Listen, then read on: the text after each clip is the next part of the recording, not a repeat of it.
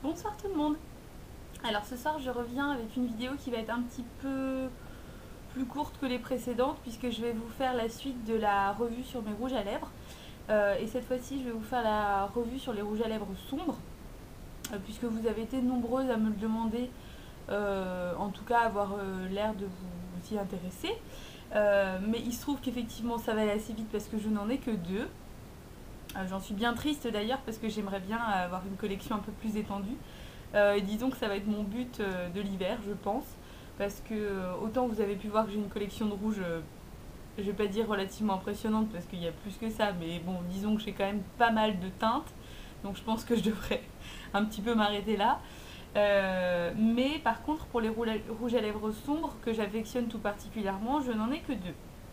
On va commencer par celui que je porte tout simplement, qui est un rouge à lèvres dont je vous ai déjà parlé. Et donc c'est le Dark Deed de MAC. Donc c'est celui-ci de la collection Venomous Villain. Voilà, je vous montre hop, sa couleur. Je vous ferai un swatch.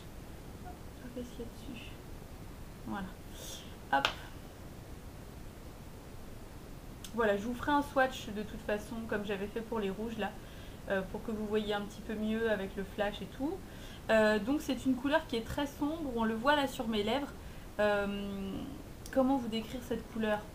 Je pense que la base est prune bordeaux, mais voilà, c'est vraiment très foncé. C'est une couleur que j'aime beaucoup, c'est pas forcément évident à porter, parce que ça durcit quand même pas mal le maquillage, je trouve.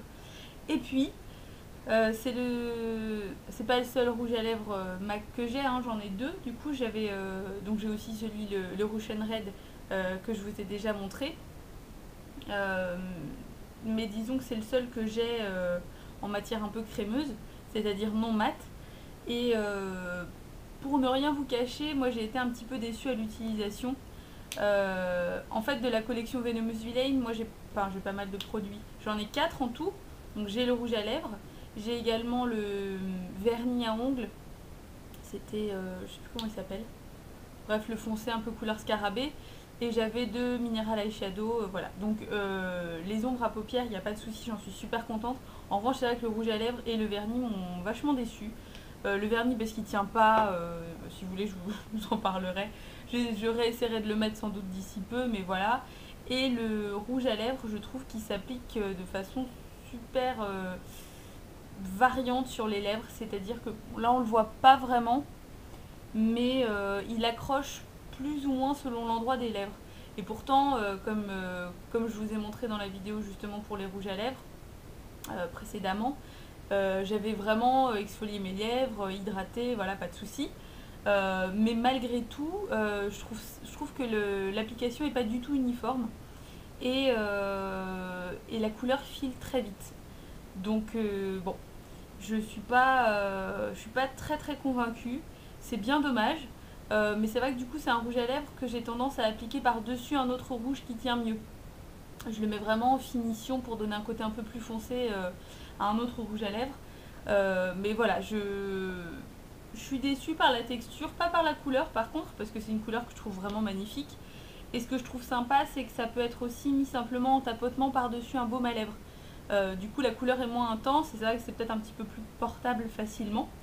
Euh, mais bon, voilà, je suis déçue plus par la qualité parce que bon, c'est vrai que MAC c'est une marque dont on entend beaucoup parler. Mais moi, des expériences que j'ai eues, à la fois pour ce rouge à lèvres là, pour l'eyeliner et aussi pour le vernis, c'est pas des produits qui m'ont convaincu à 100%, alors que je pensais qu'il n'y aurait pas d'hésitation et que ce serait forcément le coup de foudre.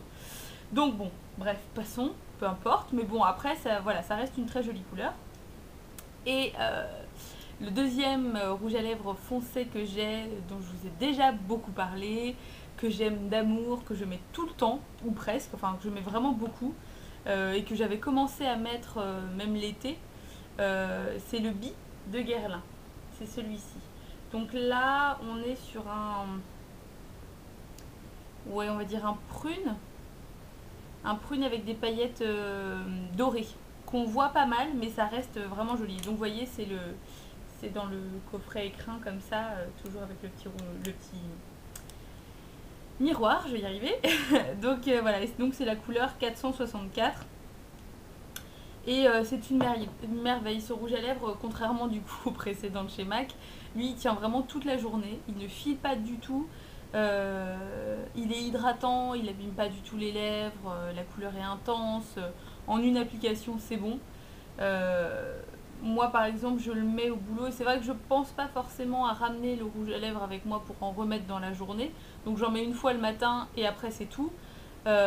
Sur des journées assez longues, du style 11h-20h par exemple, à la fin forcément il est un peu parti, mais ce que je fais c'est que généralement par exemple après ma pause déjeuner ou quelque chose comme ça, je mets un peu de baume à lèvres pour réunifier un petit peu. Et bon bah c'est forcément moins intense hein, l'après-midi et en fin de journée, mais on continue à voir la couleur, on continue à voir les petites paillettes dorées et tout, donc c'est vraiment mon coup de cœur. Je vous l'ai déjà dit, hein, de toute façon les rouges à lèvres Guerlain pour moi c'est une vraie révélation.